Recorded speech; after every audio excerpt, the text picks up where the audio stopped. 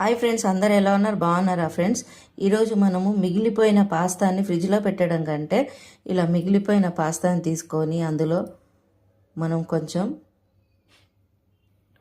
2 పచ్చిమిరపకాయలు వేయాలి ఫ్రెండ్స్, అల్లం వెల్లుల్లి పేస్ట్ వేయాలి, కొంచెం కొత్తిమీర వేయాలి, సరిపడేంత ఉప్పు వేయాలి.